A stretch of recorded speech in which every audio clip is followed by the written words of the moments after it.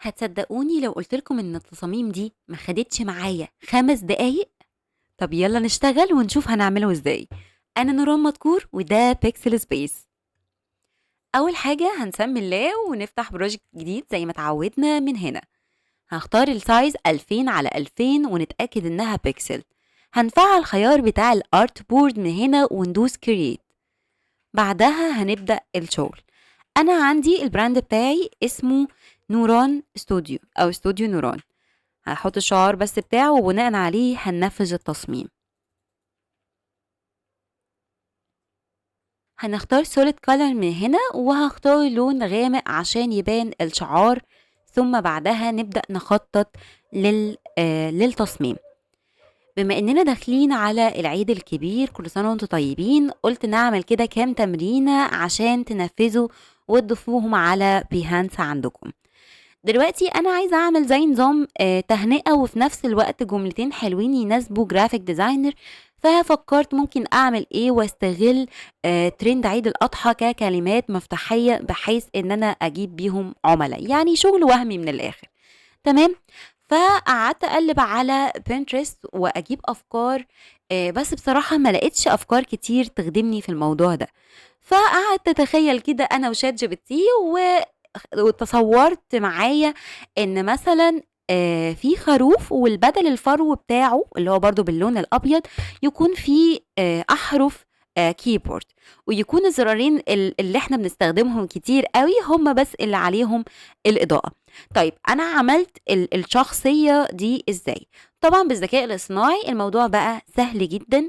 نقدر نروح على اي منصة بتدعم الذكاء الاصطناعي كإنشاء صور ونكتب وصف الصورة اللي انا هقوله. طيب عشان ما تهوش انا ممكن افتح تشات جي بي تي واعرفكم انا كتبت ايه. نعمل بس دردشة جديدة من هنا. طيب انا اديته الوصف اللي في دماغي، انتوا تقدروا تتخيلوا افكار اكتر من كده واحسن من كده. تمام. انا هاخد البرومبت من هنا واحطه على منصة فريبك عشان انشئ الصورة. طيب يا نوران احنا ما عندناش اشتراك ومش عارفين نستخدمه. عندكم ايمج اف اكس، عندكم فلو، عندكم نانو بنانا، عندكم اكتر من موقع تقدروا تستخدموه بشكل مجاني.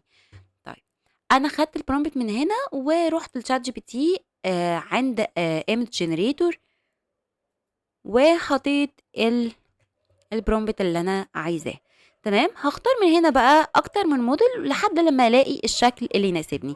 يعني هوريكم انا جربت اكتر من صورة لحد لما وصلت للشكل اللي عجبني. دي كانت نماذج من اللي انا نفذتها بنفس البرومبت لحد لما لقيت الشكل ده وحسيته ان هو مميز. فبعد ما بنخلص بنعمله داونلود عادي جدا اهو. طبعا كل الملحقات دي هتلاقوها اسفل الدرس. طيب انا خدت الصورة اللي احنا عملنا لها جنريتور من هنا وهبدأ استخدمها. طيب يا نوران دلوقتي هنفصلها عن الخلفية ازاي؟ بمنتهى السهولة. لو احنا عندنا اكاونت على فريبك بنقدر من هنا نعمل اديت للصورة وبنختار من هنا الباك جراوند عشان تتفرغ. تمام. هنا هتتفرج منتهى السهولة. طيب احنا ما عندناش اشتراك بنروح للموقع الصيني اللي انا شرحت عنه اكتر من مرة وبتفرغوا الصورة. ما عندناش ده ولا ده ومش عايزين نتعب نفسنا، في نفس البرنامج بتاع الفوتوشوب هتلاقوا كلمة ريموف باك جراوند، هتدوسوا عليها هتتفرج ومنتهى البساطة. طيب زي ما انتم شايفين اتفرغت. طيب احنا كنا محتاجين نستخدم الظل اللي تحت زي ما اتعودنا في الفيديوهات اللي فاتت عشان دي بتبقى واضحة وشكلها اكتر واقعية. طيب نعملها ازاي؟ نضغط على اللاير اللي فيه الصورة ونعمل منه نسخة تانية عن طريق ان احنا نسحبه لعلامة البلاس الزائد اللي تحت، او زي ما اتعودنا كنترول وجي بقى عندنا نسخة تانية منها. طيب بعدين هنعمل ايه؟ هنضغط على الماسك اللي هو اللون الاسود من هنا ده، نتأكد ان احنا ضاغطين عليه، ومن الكيبورد نضغط على كنترول اي. طيب احنا عملنا ايه كده يا نوران؟ احنا رجعنا الخلفية تاني. احنا كده عايزين نظهر الظل فنخليه من تحت كده اللي هو باللون الابيض يبقى تحت الاسود الماسك. بنضغط عليها دبل كليك من الماوس وبيظهر لنا البانل دي. بنضغط على البلاندنج اوبشن وبنشوف الجزء ده. انا شرحته قبل كده بس على السريع كده. ده مهمته ايه؟ مهمته ان احنا نخفي الوان معينه من الصوره. مثلا انا دلوقتي عايزه اظهر اللون الاسود اللي تحت الخروف عشان ده الشادو اللي احنا عايزين نستخدمه. فهنضغط من هنا، نتحرك بالماوس كده، فهيفصل الجزء الابيض بشكل حاد. طب احنا عايزينه سوفت، نعمل ايه؟ مثلا نضغط كده وشايفين السهم ده مع Alt من الكيبورد وبنسحبه شوية. شايفين انفصل ازاي عن بعضه؟ فبقى التأثير بتاعه أخف، بقى سوفت أكتر. طيب يا نوران لسه في أجزاء من الخلفية هنمسحها ازاي؟ ده بمنتهى البساطة. هندوس بس اوكي من هنا، ونروح من أي علامة أو أي أداة سيلكت، وبنعمل كده نحذف ازاي؟ احنا نحدد الماسك، تمام، اللي باللون الأبيض، ونضغط ديليت. طيب عشان تتمسح معانا لازم نتأكد ان اللون الابيض هو اللي من فوق. يعني لو اللون الاسود هو اللي موجود ما ينفعش، اللون الابيض نخليه من فوق من هنا، ونحدد الماسك ونضغط ديليت. فاحنا كده حذفنا الجزء اللي مش مرغوب فيه من الصورة. طيب يا نوران انا حاسس هنا ان الشادو مش مظبوط ومش متظبط. لو جينا بقى غيرنا لون الباك جراوند وخليناه اي لون تاني، يعني مثلا اللون ده، شايفين هنا؟ حاسين ان الشادو مظبوط جدا ومش محتاج اي تعديل، صح ولا لا؟ تمام. احنا بقى نخليه اللون الغامق عادي جدا، ونروح لللاير اللي هي من فوق بتاعه الخروف، وندوس عليها نيو لاير من هنا. تمام. بعدها هنروح ل create clipping mask من هنا، ونروح للبراش بتاعتنا باللون الاسود، ونمشي على اللون الفاتح من هنا في الكيبورد. طيب احنا عايزين نظبط الظل اللي تحت الخروف. بنروح لللاير اللي عليها الخلفية اللي هي بتاعت الشادو يعني، وبنعملها سمارت اوبجكت من هنا، ونضغط عليها نيو لاير فوقيها. بعدها بنعمل كليبنج ماسك من هنا، وبنروح للبراش بتاعتنا باللون الاسود، ونعمل كده زي تضليل بسيط كده عشان نعمل الشادو شارب ولون اسود. تمام. تمام. طيب بما ان الخروف كده معانا باللون الازرق شويه او على ازرق فاتح، احنا عايزينه بلون الشعار بتاعنا وليكن اللون اللي هو الاخضر. تمام. فهنظبط ده ازاي؟ بمنتهى البساطه من غير اي شغل كتير. هنختار اللير بتاعه الخروف، وندوس فوقيها لير كمان، ونختار اللون بتاع الشعار اللي هو الأخضر، وبس بالبراش كده بشكل عشوائي. وبعدها من المود هنختار، يعني برضو من الهيوم من هنا لطيف أكتر، خليكوا عليه بلاش الكالر. تمام. احنا هنا ظبطنا اللون مناسب للشعار بتاعنا، بحيث ما نبقاش خارجين عن الخلفية.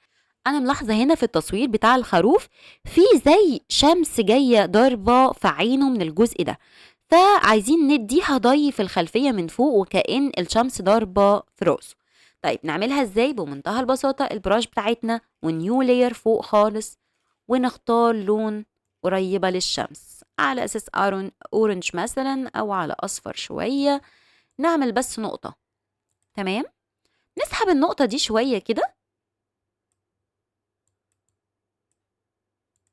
وبعدها من المود نغير في المود لحد لما نلاقي حاجة شكلها مناسب شوية. يعني أنا عاجبني ده، بس هنقلل الفيل والأوبستي فيها بحيث إن كأنها شمس، ضي شمس. طيب يا نوران كده التصميم تمام، بس انا حاسس ان في حاجه ناقصه. طبعا في حاجات كتيره ناقصه، احنا محتاجين نحط التكست اللي هنشتغل عليه عشان بناء عليه هنكمل باقي التصميم. انا هنا خليت شات جي بي تي يساعدني بما انه تصميم وهمي عشان احطه على البيهانس. خليته يقترح لي اكتر من جمله، وهنا اختار لي جمله كنترول شيفت طول السنه حتى في العيد. تمام. بما ان التصميم كان الفوكس عليه على الكنترول والشيفت بتاع الكيبورد، فالجمله لفتت نظري وعجبتني. تمام. انا هاخدها زي ما هي هنا كوبي، وهديكم اسامي الفونت عشان تستخدموه.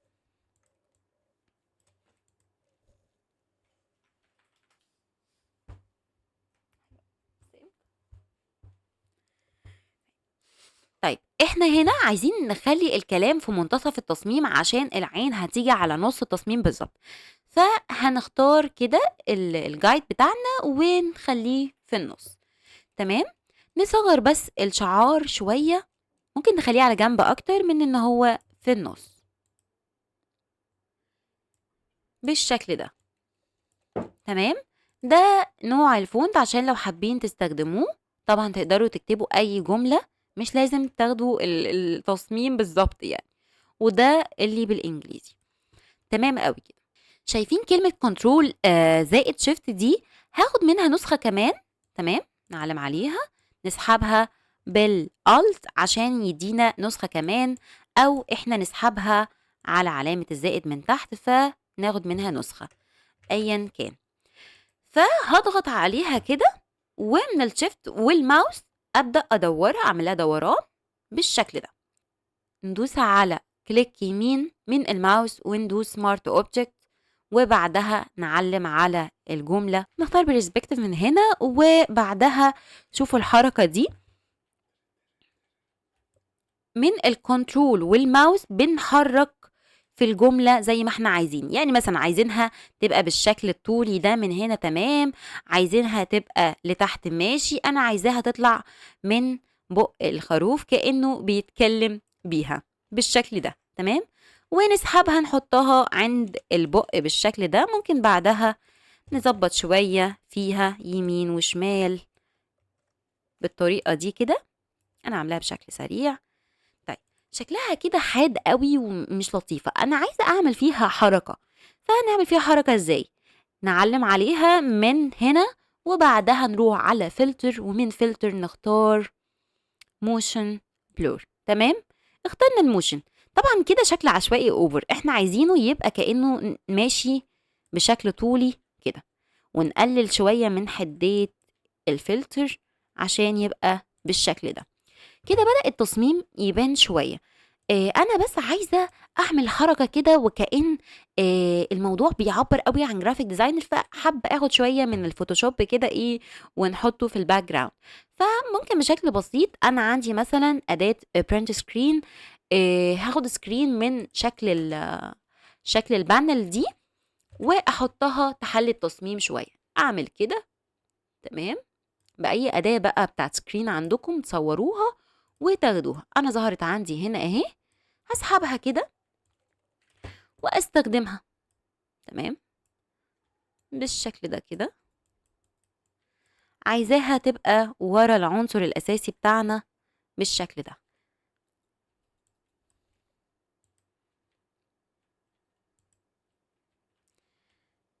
نصغر شوية. عايزة بس أفصلها عن الخروف، فنفصلها ازاي؟ ممكن بالبراش نختار لون أسود ونمشي عليها بالشكل ده كده. كمان عايزة أغمق الباك شوية، فنعمل كده. نروح لفلتر، ومن الفلتر نختار جازيان بلور من هنا وبالشكل ده.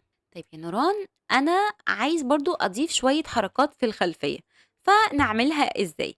انا شايفة هنا بما ان في ضي او في ضوء اخضر من تحت، فاحنا نخلي كمان تحت الخروف في ايه شوية كده حركة ضي باللون الاخضر الفسفوري ده. تمام. فنختار اللون ونيو لاير، وبالبراش نمشي ندوس نقطة واحدة بس، وبعدها من الكيبورد بندوس على شيفت ونحرك بالشكل ده. تمام قوي. طيب انا عايزة اعمل برضو للخلفية ثانية بس عشان ننزلها شوية. عايزة اعمل برضو للخلفية حركة كده. طيب انا برضو ممكن اخد سكرين تاني من الفوتوشوب واسحبه بالطريقة دي، واخد السكرين دي اعملها باك جراوند بتاعتي من غير ما اجيب اي حاجه من الانترنت. يعني كل الحاجات موجوده قدامكم على فوتوشوب. فتمام. بشكل عشوائي كده هكبر الصوره عشان انا عايزه حاجه معينه هي اللي تبان بالطريقه دي. طيب احنا مش عايزينها حاده عشان ما تشتتش العنصر الاساسي بتاعنا. فشايفين علامة الدايرة دي اللي هو الماسك، بندوس عليها وبنروح للبراش بتاعتنا، ونبدأ باللون الأسود. نبدأ نمسح شوية من تفاصيل الصورة. تمام، نمسح الأجزاء اللي في النص دي، احنا مش محتاجينها في حاجة. نقلل حدية الصورة. تمام، هنسيبها كده، ما هي برضو مشتتة الدنيا، لا هنعمل كليك عليها، كليك يمين وندوس سمارت اوبجكت، ومن بعدها نروح لفلتر، ومن الفلتر هنختار ممكن موشن، ممكن جازيان بلور مثلا، بس بشكل قليل كده، وكمان نقلل الاوباسيتي بتاعتها، فتبقى بالشكل اللطيف ده، بعيد عن الجملة، مش مشتتة العين، مفيش أي مشاكل فيها. عايزة أعمل زي ضبابية شوية في الخلفية ورا الخروف، فرحت لفري باك، جبت صورة بس عادية كده تكون فيها إيه، ضباب، وخليته بالشكل ده كده، تدي حركة برضو للتصميم. وجبت صورة قلم للجرافيك تابلت بما إني بستخدمه، فقلت حاجة تعبر عني، وخليته ورا الخروف بالشكل ده كده، بس ممكن نقلل الاوباسيتي شوية عشان ما يبقاش مشتت التصميم. بس وبمنتهى البساطة التصميم خلص معانا من غير اي تعب وشغل كتير. لو عجبكم الفيديو ما تنسوش لايك واشتركوا في القناة عشان يوصلكم كل جديد. السلام عليكم ورحمة الله وبركاته. يلا بينا نعمل التصميم ده بمنتهى السهولة. الحلقة اللي فاتت احنا صممنا التصميم بتاع الخروف ده، وكان سهل جدا واي حد يقدر يعمل. كمان تصميم النهاردة بمنتهى البساطة هيتعمل، تحسه كأنه متعوب عليه، بس هو مفهوش شغل اصلا. فيلا بينا نشوف عملناه ازاي. انا نوران مدكور وده بيكسل سبيس. اول حاجه زي ما اتعودنا بنعرف التصميم بيتكلم عن ايه او البراند بيتكلم عن ايه، ثم من بعدها بنبدا نفكر هننفذ ازاي. بما اننا في سلسله ازاي نعمل بروتوفوليو كويس ونعمل معرض اعمال محترم عشان نجيب بيه عملاء، فده تصميم وهمي حبيت اعمله قبل العيد عشان انزله والعملاء يشوفوه، بحيث ان وقت تصاميم العيد لما تطلب يبقى بالفعل عندكم منها موجود تصاميم العميل يشوفها وكده. طب يلا من غير كلام كتير هنعمل التصميم ده ازاي. بنروح لشات جي بي تي، نوصف له الحاجة اللي هي العنصر الأساسي اللي هتميز تصميمنا. طيب أنا هنا تخيلت الخروف، بما إنها كده كده ده براند الجرافيك ديزاينر، فتخيلت كده خروف شكله لطيف، يكون متكبر وعنده ثقة في نفسه كده، فنان بقى وكده، ماسك قلم الجرافيك تابلت، وماسك تابلت عليه صورة تصميم بالفعل معمول، ونكتب عليها اي جملة عبثية من اللي بتتقال في المواقف اللي زي كده. هنكبر اللوجو ما انت دافع بقى. فنعمل ده ازاي؟ نروح لشات جي بي تي، نفتح دردشة جديدة ونتخيل شكل الخروف اللي قلنا عليه. انا مثلا قلت، كتبت الوصف اللي جه في خيالي، وشات جي بي تي هيحوله لشوية كلمات منها نعمل التصميم. نقدر نستغل شات جي بي تي كمان في ان هو ينشئ لنا الصورة، بس انا مش بفضله قوي، بحب نانو بانانا على فري بيك. تقدروا تروحوا لاي ويب سايت بيقدم صور ذكاء اصطناعي بكريدت او من غير كريدت وتعيشوا حياتكم. انا رحت لشات جي بي تي، عذرا رحت لفري بيك، ومن جنريتور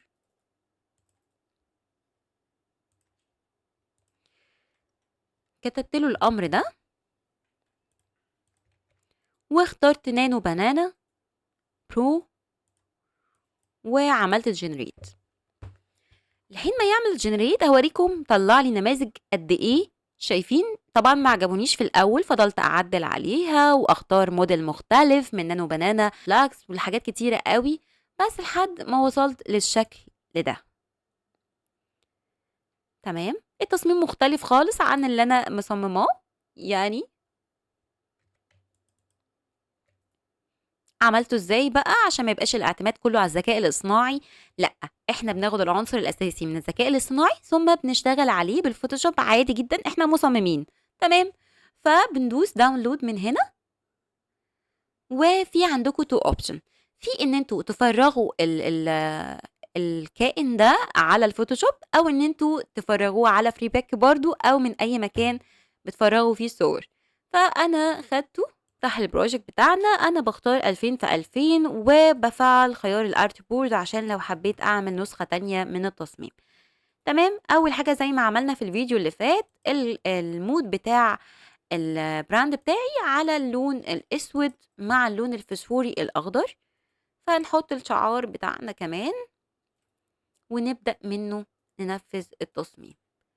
تمام، زي ما قلت أنا هحط الصورة اللي احنا اشتغلنا عليها بالشكل ده، نقدر بقى نفرغها أو زي ما قلت برضو نخلي فري باك يفرغها لنا.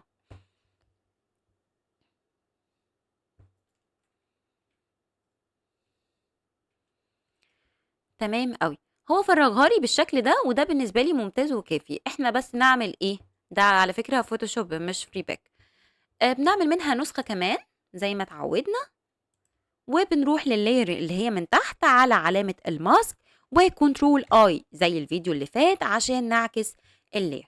طيب أنا الجزء ده كان مقصوص وعايزاه برضه يبقى موجود في التصميم، فهاقصه بأي أداة قص عادي جدًا أو العلامة دي عشان نعمل select على الترابيزة بالكيبورد أو بالpen tool. باعمل كده بمنتهى البساطة select بس عليها وبناخد منها نسخة كمان عشان هي مقصوصة، نخليها فوق ونكمل شغلنا. اللير اللي تحت اللي احنا عملناها بنعكس فيها الماسك، احنا عكسنا فيها الماسك بالفعل بقى لونها أبيض.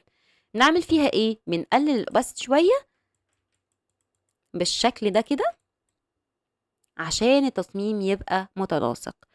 نعمل كليك يمين وبعدها سمارت اوبجكت وبعدها نروح لفلتر. من فلتر انا عايزه افصل الخلفيه عن العنصر الاساسي عشان العين تبقى مرتاحه لما نضيف نصوص. هعمل لها بس موشن. تمام، من اليمين مثلا بالشكل ده كده ونزود او نقلل على حسب ما احنا حابين وشايفين. تمام، انا هنا البراند عندي لونه اللي هو اللون الفسفوري شويه الاخضر، فهنا في داي، فانا طبعا مش حابه اللون الزهري او الموف، فهنغير ده ازاي؟ طيب انا بحب اعمل كل حاجه ببساطه بالبراش. هنعمل نيو لاير وكليبنج ماسك ونروح للبراش، نمشي بالراحه على الالوان اللي فيها انعكاس للون الماجنتا او اللون اللي هو على موف شويه. تمام، بالشكل ده كده انا بس عايزه اجمع الحته اللي هي المقصوصه اللي هي الترابيزه مع اللاير بتاعه الخروف ونعمل لها سمارت اوبجكت بالشكل ده. تمام قوي، نكمل بقى اي لون هتلاقوه على موف شويه بنحط له بس براش بشكل بسيط كده بشكل عشوائي، وهقول لكم نعمل ايه عشان الرسومات العجيبه دي تتعدل. بنروح لقائمه المود ومن المود بنفضل نختار لحد لما نلاقي شكل مريح للعين. انا هنا شكله عاجبني اللي هو اوفرلاي بس واضح قوي، فممكن نقلل الاوباستي منه بالطريقه دي، او ممكن نروح كمان للهيو مثلا بس نعلي الاوباستي عشان تبقى واضحه. ففي اكتر من حاجه ممكن تستخدموها، وفي كالر كمان لطيفه ممكن نقلل الاوباستي. انتوا بتفضلوا تجربوا لحد لما عينيكم تبقى مرتاحه. انا هنا بمشي بالبرش في نفس اللاير اللي احنا عاملين مود كالر، وبنحدد الاماكن اللي فيها الداي الموف بالشكل ده كده.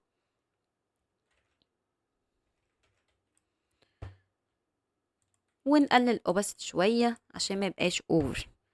تمام تمام، هناخد الجمله اللي انا كاتباها في جزء مكتوب بفونت وده اسم الفونت، والجمله بتاعت ما انت دافع بقى دي معموله بالجرافيك تابلت، فممكن تستخدموا اي فونت برضو بشكل يدوي كده وتستخدموه. نصغر بس الخروف شويه عشان عايزه يبقى فيه سبيس اكبر من كده. انا هنا حابه اعمل داي اخضر من فوق يزود اللون شويه في الخلفيه. تمام، فنيو لاير ومن فوق هعمل بس لون اخضر بالشكل ده واكبره بحيث يبقى كده. هنزله بس تحت النصوص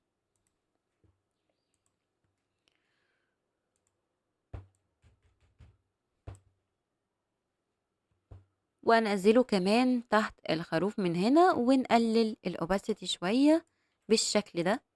حاسه ان التصميم بدأ يبان من غير اي مجهود ولا شغل كتير. كده مش باقي غير حاجة واحدة بس، يعني تخيلوا التصميم كده خلص للأسف. إحنا هنا الشكل اللي جوّه الgraphic tablet أو جوّه التابلت ده مش عاجبني، فممكن نستغل تصميم عملناه قبل كده ونحطه جوّه التصميم. فهنعمل ده إزاي؟ أنا عاملة معاكم الفيديو اللي فات صورة حلوة أوي، فهاخدها برضه ليها علاقة بtrend عيد الأضحى، وأضيفها جوّه التصميم بالشكل ده. ده التصميم اللي عملناه مع بعض المرّة اللي فاتت، هاصغّره وأسحبه بالشكل ده. طيب في طرق كتيرة أوي إن أنتم تضبّطوها على على الgraphic tablet، بس أنا باحب من كل زاوية أضبّطها بالcontrol والmouse، وأبدأ أحرّكه بالشكل ده على حدود التصميم القديم. شايفين؟ بالسرعة كده إحنا إيه، عملناها. طيب هنا في الhoodie أو التيشيرت اللي هو لابسه ده، هنعمل zoom بس عشان نضبّط التفاصيل. لازم الصورة دي تبقى تحته، تمام، شايفين كمان المفروض الصورة تيجي كده شوية.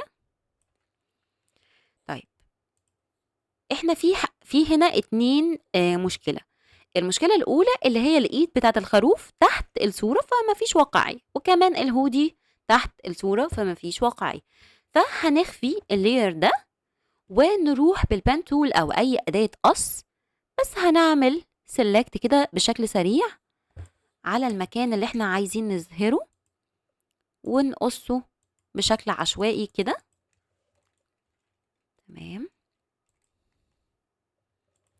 وناخد منه نسخة كمان، تمام، ونرفعها فوق الlayer بتاعة الصورة اللي إحنا حاطينها جوه الجرافيك. شايفين شكلها؟ يعني ده قبل وده بعد بالشكل ده. طيب باقي الإيد هنعملها إزاي؟ نروح أي أداة select، برضه نعمل select ونعملها layer لوحدها ونحطها فوق الصورة.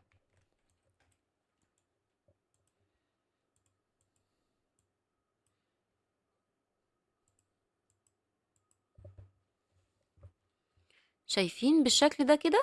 بس أنا عايزة الإيد بس عشان الداي ده، وبعدها أعملها ماسك بالشكل ده كده. التصميم التصميم كده بالنسبة لي خلصان وممكن نكتفي بهذا القدر، بس أنا حابة أضيف له فلتر من كاميرا رو فلتر، فتعالوا نجرب نعمل إيه. هنجمع كل الليرات دي في سمارت اوبجكت من هنا، بعدها هناخد منها نسخة كمان عشان نشوف قبل وبعد. هنروح من فلتر لكاميرا رو فلتر ونجرب مع بعضينا شوية افكتات كده هتدي للتصميم عمق مختلف تماما.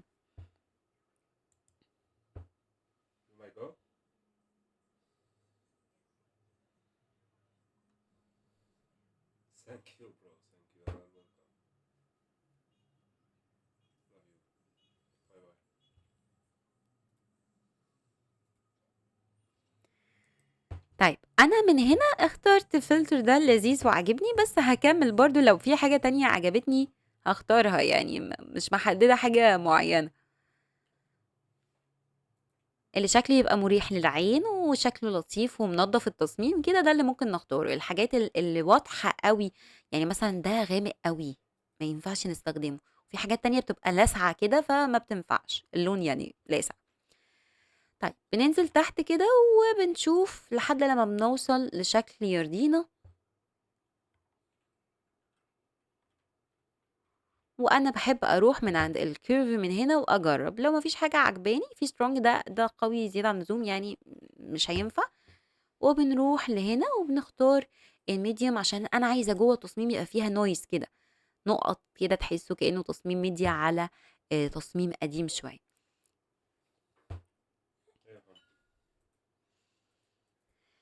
كده تمام، إحنا يعتبر كده خلّصنا ده قبل وده بعد. النهارده هنكمّل مع بعضينا التصميم التالت اللي بالشكل ده، إزاي اتنفّذ وبمنتهى البساطة زي ما إحنا اتعودنا في الفيديوهين اللي فاتوا، رُحنا على ChatGPT ووصفنا الشخصية اللي إحنا محتاجينها.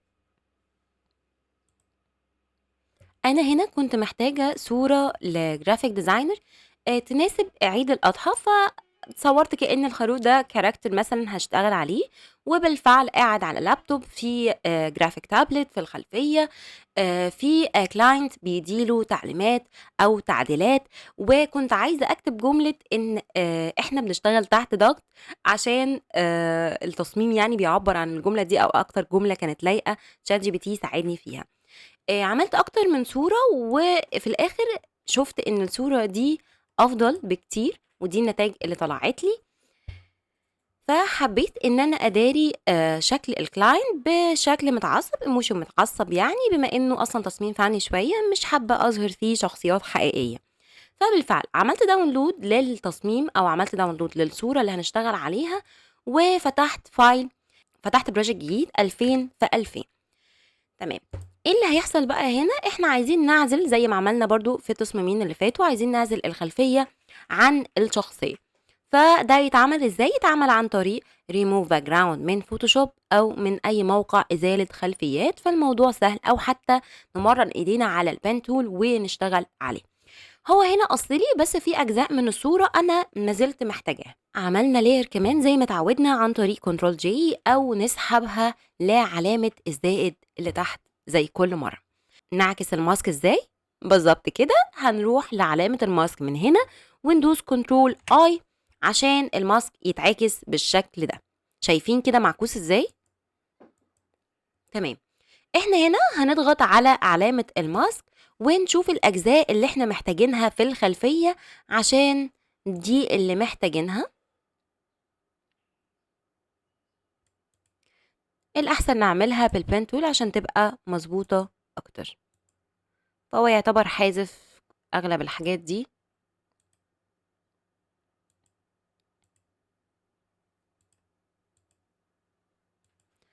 بشكل سريع بس كده هناخد الأجزاء اللي محتاجينها من باقي الخلفية ونعمل لها select، وندوس على الصورة بتاعة الخلفية ونعمل منها كنترول جي عشان يدينا طبقة للصورة اللي مقصوصة.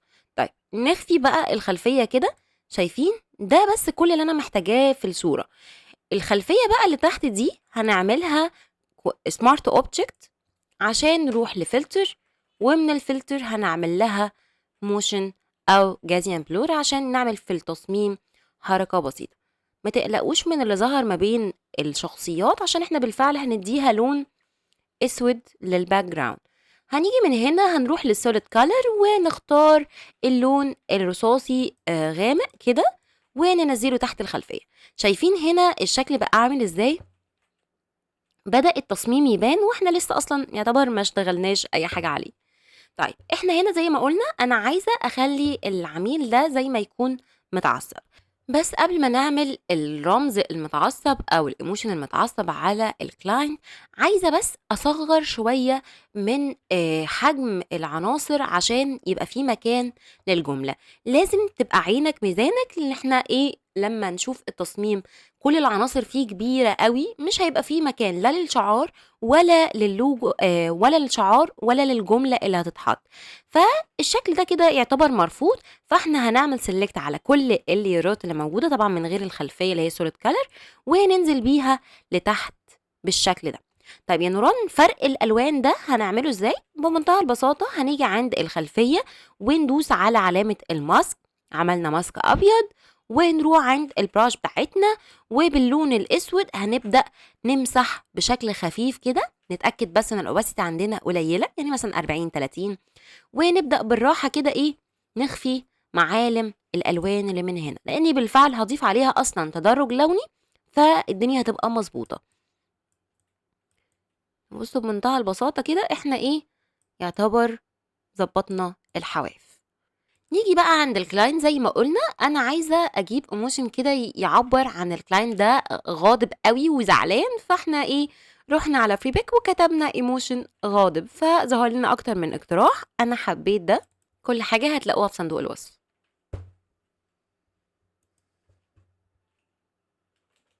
تمام، انا الشكل ده عجبني، بس حاسة ان الزاوية بتاعته مش مظبوطة انها تتحط للعميل بالشكل ده. فنعمل ايه؟ بمنتهى البساطة هنيجي من اي زاوية للتصميم، هنيجي من اي زاوية للصورة، ونعمل كليك يمين ونروح هنا ونبدأ نعدل شوية في زاوية الشخص.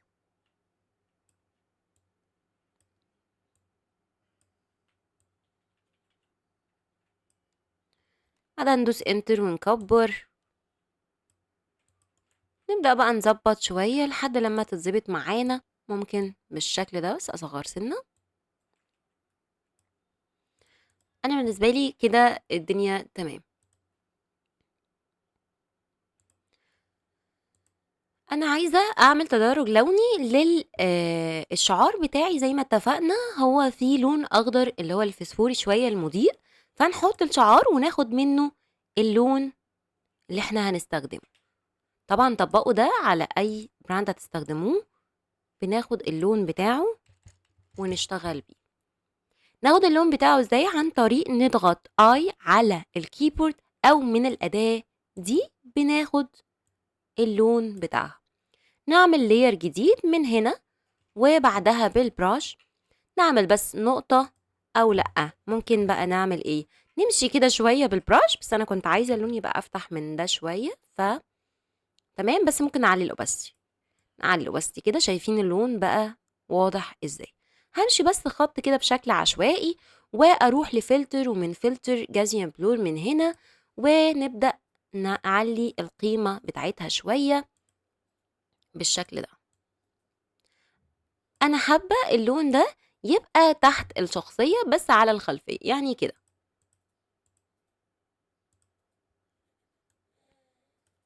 بتركات بسيطة التصميم بدأ يظهر كده. باقي نضيف الجملة بتاعتنا.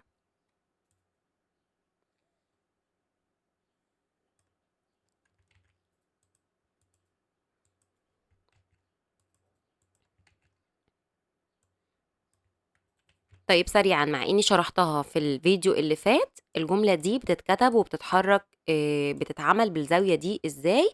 هنكتبها مع بعضينا هنا.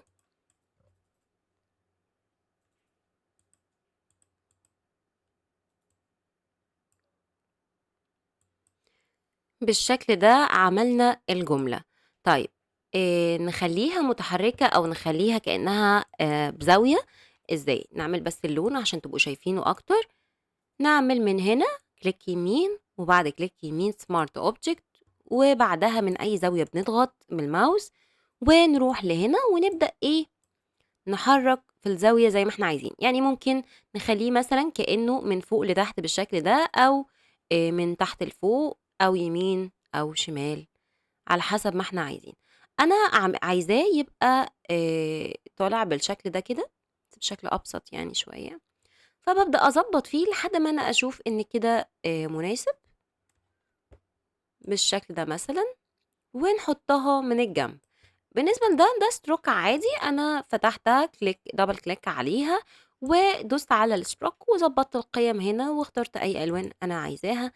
ف اعملوه بالشكل اللي يناسبكم، يعني ما فيهوش شغل أوي.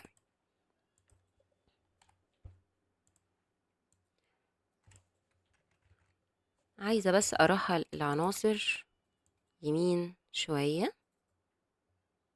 عشان الجملة تبقى مظبوطة بالشكل ده. كبرتها من هنا. لو حسيتوا ان في اي اختلاف في الخلفية من هنا، زي ما احنا قلنا احنا عاملين ماسك، فبنبدأ نخفف من حدة اللاين اللون عشان ما يبقاش فيه فرق يعني واضح في الخلفية والتصميم. طيب احنا هنا يعتبر كده خلصنا، والتصميم كان بمنتهى البساطة، مفيش اي حاجة متعبة فيه. زي ما اتعلمنا، بعد ما بنخلص بنحط كل اليارات دي مع بعض ونعملهم في جروب او نعملهم سمارت اوبجكت، وبناخد منهم نسخة كمان. بعد ما بناخد منها نسخة كمان، بنروح على فلتر او كاميرا رو فلتر، وبنختار بقى فلتر يناسبنا على حسب رؤيتنا للتصميم. انا بس ضفت عليها نويز، وكان اضاءة بسيطة. فهوريكم عملت ده ازاي برضو سريعا. بنزل للاخر من هنا، وممكن الشمس مثلا ميديا، وعملت في الحواف هنا اللون اسود شوية، وهنا عملت نويز بس خليتها على ميديم وبس كده.